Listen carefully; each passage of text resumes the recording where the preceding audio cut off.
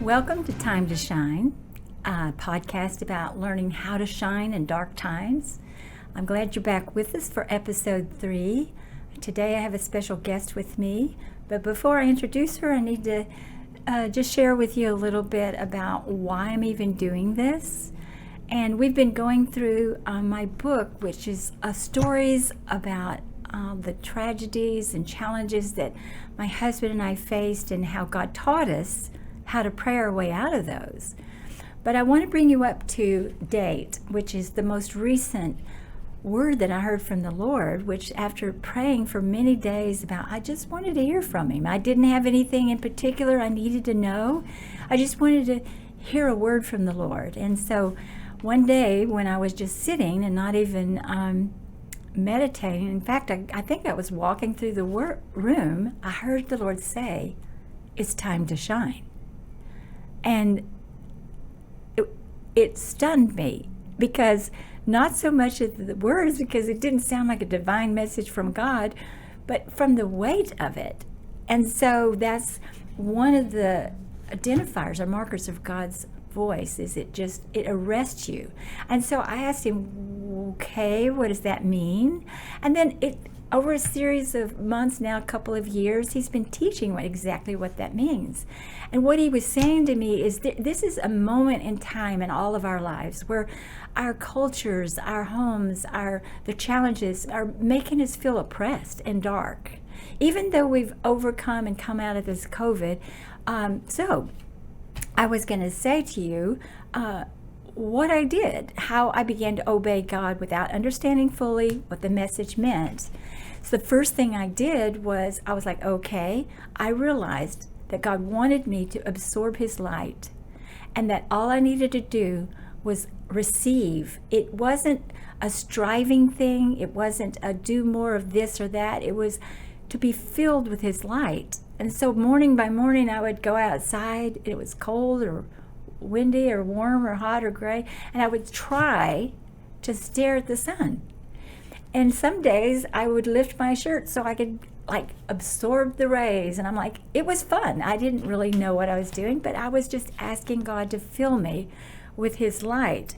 And so what I did was I began to walk around outside smiling. I would walk out the door and just smile at everything, because there was some feeling of opening up my face to receive the light. I'd smile at the brick sidewalks and the green trees and it was weird. What happened was it began to fill me with wonder and gratitude, because focusing on light, I got enamored with light. And I have this lamp in my bedroom that is full of crystals, and when the light shines through, it was like all these little rainbows all around my room. And I realized the complexity and the power of light. And then I began to smile at people. And we had been trained through those COVID years to wear a mask and to stay away from each other. So you certainly didn't smile at anybody during this. No use smiling or putting on lipstick. So I kind of got cranky and scowled, and I didn't even try to meet people or even look at them in the eyes.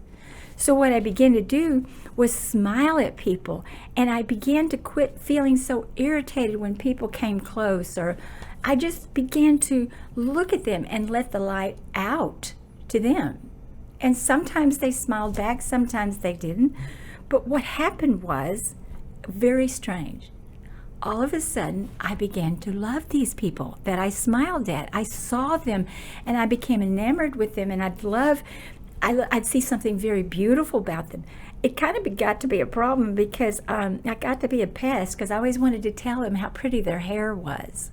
Or, oh, that's such a nice tattoo. Tell me about it. And so everywhere I went, I was talking to people, and I wasn't saying God loves you, nothing like that. I was just feeling what it felt like for God to love them. And so I began to experience the verse that we talked about a few weeks ago, that I have been given a message, and I'm giving it to you, that God has called us out of this darkness into his marvelous light.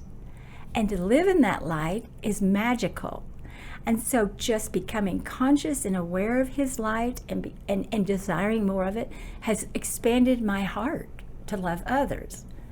So that being said, that's a little practical to do that I'm going to suggest that you try. Go smile at people. Raise your eyebrows even. Act like you mean it. And today, I'm so thankful and privileged to have an old friend of mine come join me on this podcast to explain to you how she and I began to walk this life of light together, because we came from such different places. So I want you to welcome today Suzan, my very good friend. Thank you. Suzan. Thank you for having me here. Yes. Suzan and I couldn't be more different. First of all, she came from a different continent, a different world. And so I'd like for you, Suzan, to just tell us a little bit about where you come from and how in the world did you get involved in our life? Well, looking back, all I can say was divine intervention. My mother is English, my father is Turkish. I'm one of 6 children, born and raised in London, England, East End Cockney Londoners, poverty. I married an Arab, and I was brought to Houston. And shortly after arrival, my husband brought home a work associate who happened to be Stan Bower. And I was heavily pregnant at the time with my first son, and Stan walks in, and the first thing he says to me is, "Oh, my wife looks just like that." So Laura and I became friends. I went round to her house, and I didn't know anyone in Houston. I felt really quite isolated. And there was something so magnetic about Laura that I just wanted to keep going around her house. So I would show up. I was like a bad penny. I kept showing up all the time. And I couldn't quite figure out, what the draw was, but it was definitely like a moth to a flame. I just wanted to keep going back, even though, we were quite different. I had nothing to do with Christianity. I had no idea about it. And going round Laura's house, she would tell me, "Oh, in my quiet time today, I sat and I talked to the Lord, and He told me," and You're like, she's nuts. I'm sorry, but the truth is, I couldn't relate. I didn't believe it. It was so foreign to me, but I loved you, and I just wanted to keep going back. And so that was the beginning, and that was 43 years ago. And much has happened. Much has happened. The interesting thing for my part, my husband dragged me into this relationship, and I was still pretty insecure at that time. And I thought, to have somebody come in your home, you needed to have your house in order and your kids behave. Well, I was a mess, wasn't I? She was a mess. She was a beautiful mess. But that's what drew me to her, because you were so real in the midst of all of that mess. But there was something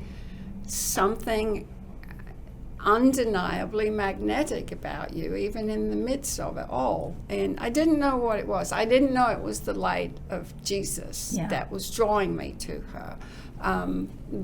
I discovered that about 7 years later. But we had a lot of experiences together, but she had to go off. She was not in my life. It was a irregular thing because she was very wealthy at the time, and how would you spend Christmases? She didn't ever stay in the country long enough to experience the light of Christmas even. No. Because her husband had wanted nothing to do with that. No, so we always got out of America during Christmas so that we didn't have to be she said to Spain or Hawaii, tough life. And here I was struggling to feed my kids. But a lot of things had to happen to her through those years, and some very serious things, some tragedies. Your marriage turned dark after the tragedy, which you might want to just briefly speak about, which is kind of what made me more intentional about talking to her about the afterlife. I wasn't expecting this. I'm sorry. I had a second son, and You were living where? we were in Mallorca, Spain. We spent the summers there. Excuse me. We spent the summers in Spain and the winters here.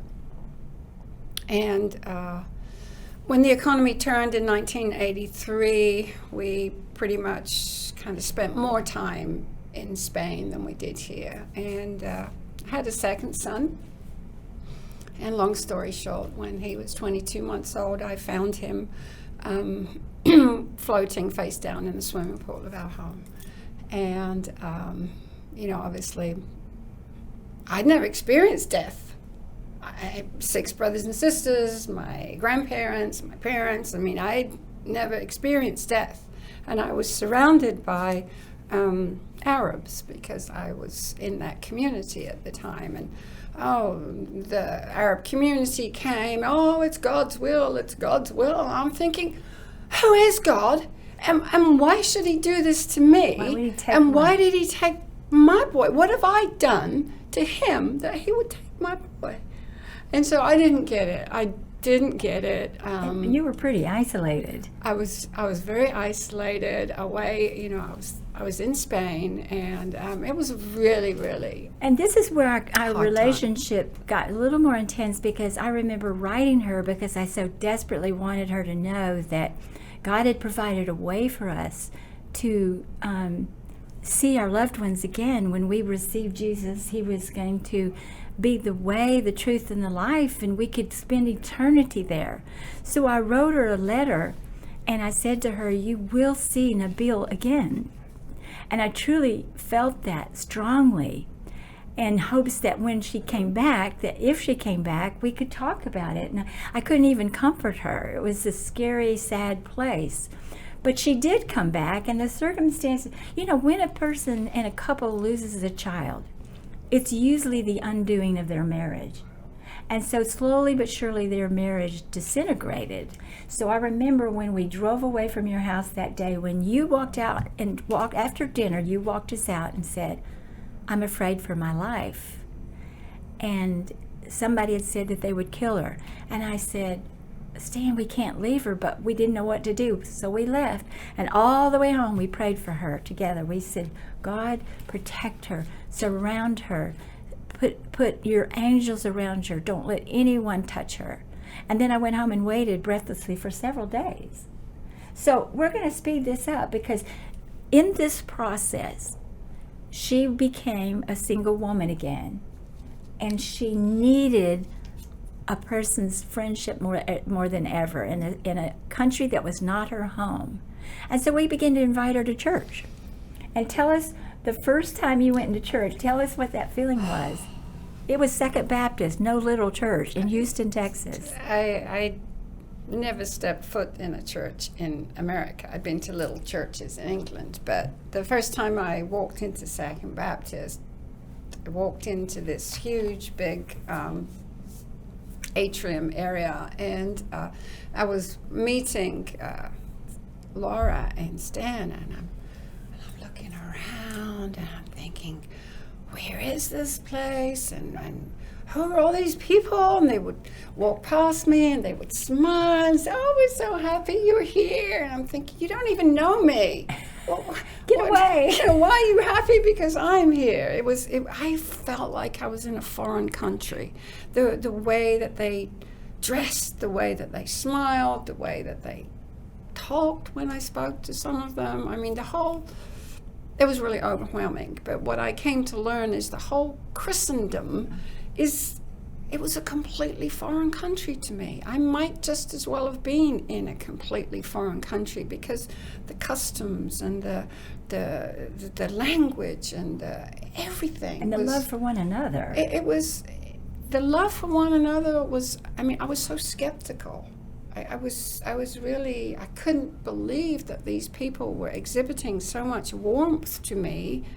They didn't even know me, never seen them before, but it was the beginning of a courtship, actually, where God, it and was. we were talking earlier about how sweet it is that God came after her and brought her out of England into the home of an Arab man and into our home.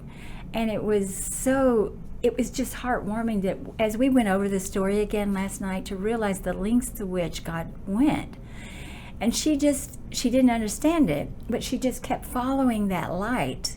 And I don't think anybody was witnessing to her or testifying, but we came across another girl in our church that had had a similar tragedy. She had lost her baby in a drowning accident, and we connected. And then she really did have a connection of someone heart to heart that knew how it felt. And I think maybe that's when you begin to think differently about God didn't take this child from you. It's not because something you did that was wrong, but you both began to just process the overwhelming grief that continues into life. And now Allison was more of a forthright person, right? She was very forthright, but what having that contact with her did for me was because there was 3 years between the death of Nabil and me, talking to Allison. So it wasn't a short period of time. It was 3 weeks. 3 years. And during that 3 years, I functioned in denial. I didn't want to talk about Nabil. I didn't want to say his name. We don't talk about it. It's fine. I can handle it. Because for the longest time, I just didn't know where he was. And I couldn't believe that this vibrant, lively, incredible child was here one minute and completely gone the next. I couldn't get my head around, where is he? Where did he go? Where did he go? And so I couldn't understand it, so I didn't deal with it, so I just functioned in denial. Well, then coming to church and talking to Allison and having her had the same experience and seeing her belief that she, with all of her heart, believed that she was going to see her child again because they're in heaven. I wanted to know about heaven. I wanted to know about that. I wanted that security. And with that security, it started to give me some peace. And at least I could acknowledge him and talk about him and other areas of my life. Yeah, I remember us sitting around our kitchen table and doing some Bible study with Allison. And as I recall, Allison was the one who actually led you to the Lord. Y'all actually prayed together around my table to receive Jesus. And it was a long time coming. I don't think she was convinced totally, but she was willing to take Allison's hand and walk through it. And one of the things I wanted to revisit was when Suzanne began to come over, we would have dinners together, we would have after church, or we would have Thanksgiving together occasionally. One of the things she expressed to me was how my brother Mark and my husband Stan changed her view of men. So would you tell us why that was? I had been spending a lot of time at your home, and a lot of time with Stan and a lot of time with Mark, and those were the first men that I had spent a lot of time in their presence where I felt safe, I felt accepted, and I didn't feel objectified. And so it really kind of renewed my faith in mankind, that there are some good men out there, and you can have... Well, and they treated you, you said, not as an object. Exactly. I wasn't objectified. And they treated me and were respectful and loving and kind and warm and open. And it's a feeling that I've never had before.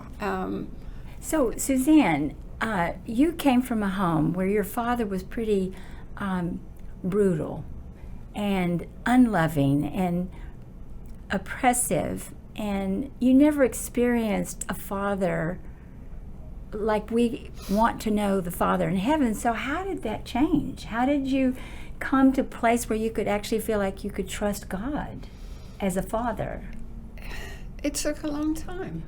It took a long time, and it's a process. It's not something that happened immediately, but I remember vividly a sermon. I had become a Christian. I had accepted Jesus in my heart.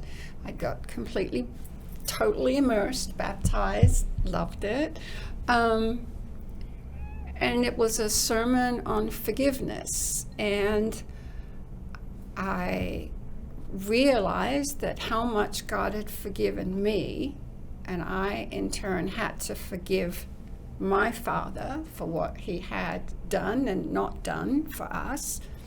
And I was able to separate my Heavenly Father from my earthly father. And just because I didn't trust my earthly father, I chose to trust my Heavenly Father, because they're not the same, and I'm not going to allow the word father To or be dad contaminated. to be, Yeah. yes. So that's how I Okay, began now, to trust there him. are so many stories we could go over, but there's this one that I really want you to hear about a recent event when she has gone through some more trials and more. She was like, she admits that she was stubborn, and sometimes she didn't listen to what the Lord said, and as a result she had to have some difficult experiences and refinements. But this one that caused me to want her to come on the show and tell you how to shine in dark times was a very dark time, where she was going through a divorce, and she was you see, Another she's one. very vibrant. Well, she'll get it right. But the fact of the matter is, this time she got physically sick, so sick that she was alone in her house. She couldn't even get out of bed. And God brought a lesson to her in that state that was profound. And I'd like for you to tell us how God pierced the darkness of that moment in time for you.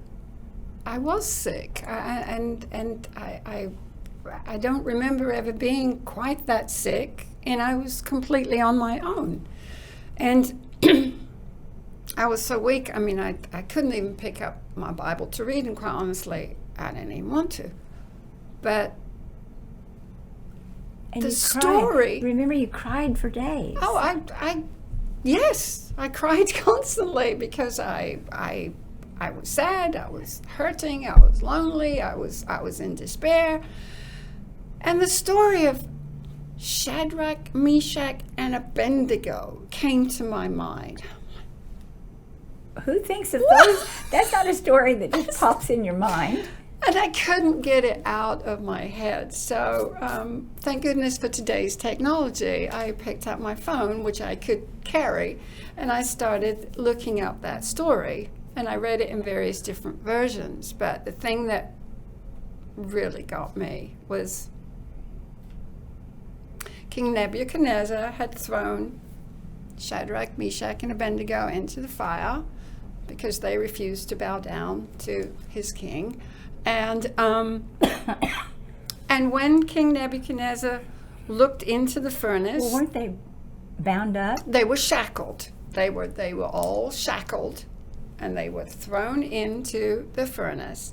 And as King Nebuchadnezzar looked down, and he says, "How come there's 4 in the fire?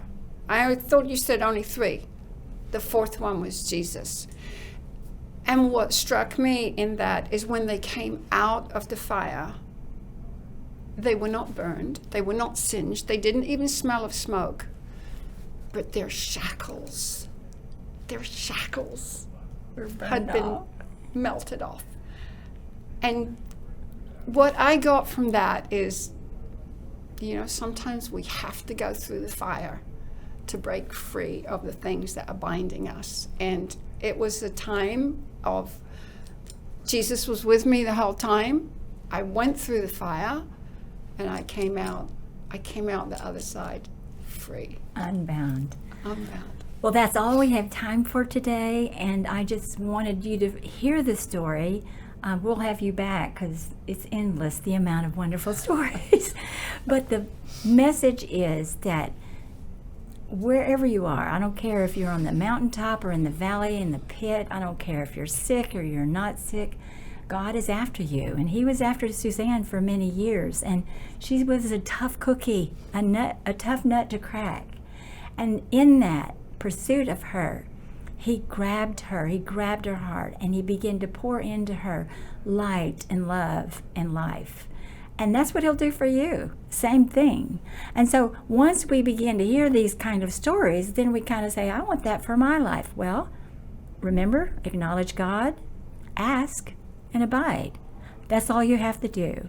So ask him. If you've never had that kind of experience, ask him. And Suzan and I'll pray for you. And then you can tell us later about the stories that you might want to tell. So we want to say to you, thanks for being with us. We'll see you next time on Time to Shine, How to Shine in Dark Times.